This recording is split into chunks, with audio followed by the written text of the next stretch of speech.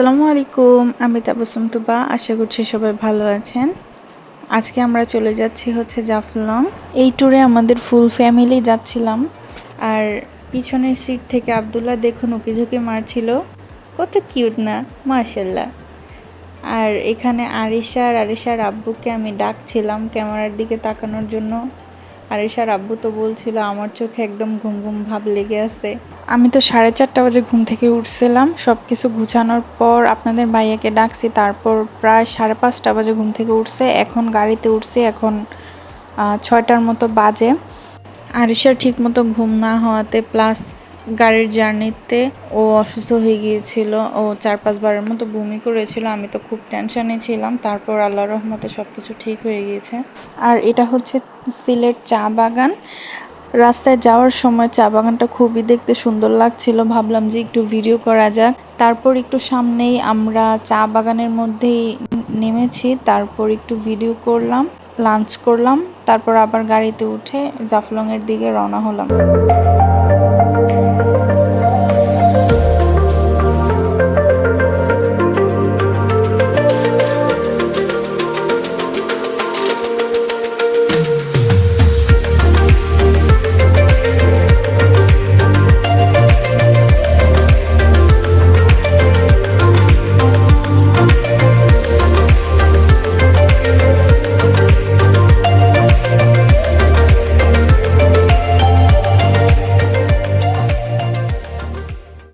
কথা বলতে বলতে চলে আসলাম জাফলং এরিয়ায়। জাফলং এরিয়ায় ঢুকতে দেখা যাচ্ছে খুবই সুন্দর ডাউকি পাহাড়। ডাউকি পাহাড়টা দেখতে খুবই সুন্দর আর খুবই মেঘাচ্ছন্ন ছিল পাহাড়টা।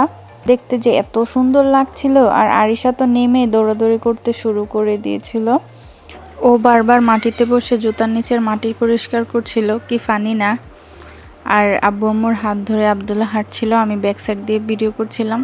আব্বু বলল যে সামনে দিয়ে ভিডিও কর, ওকে দেখতে খুবই সুন্দর লাগছে।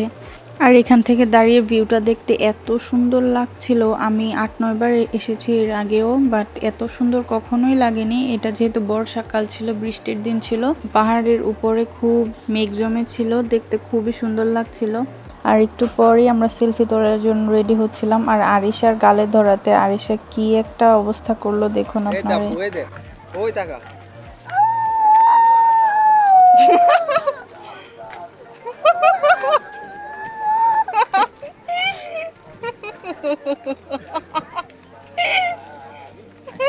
ইয়া করে না বাবা, তাকাও তাকাও। আচ্ছা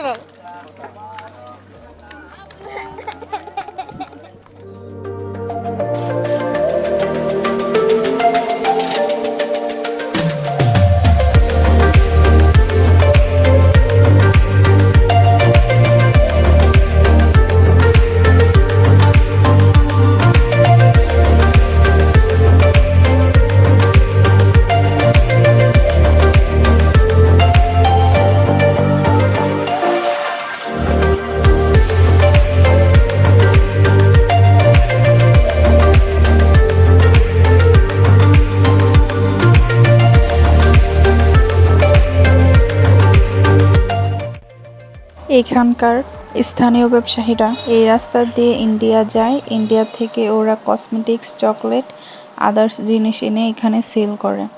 এই জাফলং হচ্ছে কম প্রাইসে ইন্ডিয়ান খুব ভালো ভালো জিনিস পাওয়া যায়। আর চকলেটের দাম তো একদমই কম। আমরা এখানে যতবারই আসি চকলেট, কসমেটিক্স, আদার জিনিস নিয়ে যাই। আপনারাও চাইলে এখান থেকে এসে নিয়ে যেতে পারেন। আর এর মধ্যে আপনাদের ভাই আমাকে ডাকছিল ফুল দেওয়ার জন্য।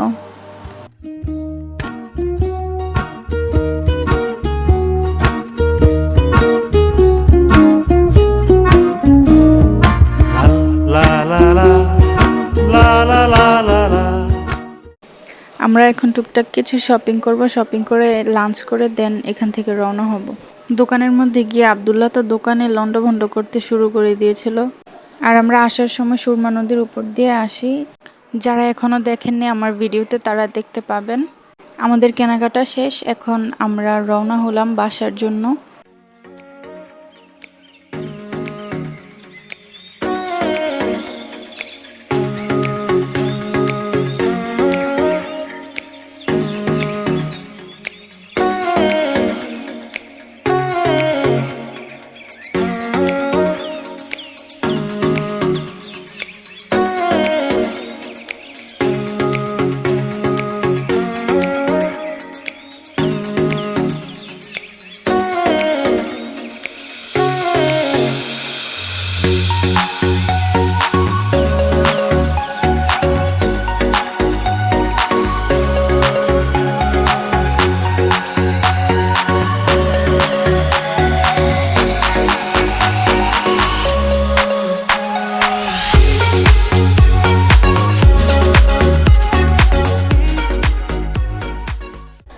রাস্তার মধ্যে নেমে আবার সবাই আনারস কিনতেছিল, আপনাদের ভাইয়া আনারস কিনলো বাসে খাওয়ার জন্য।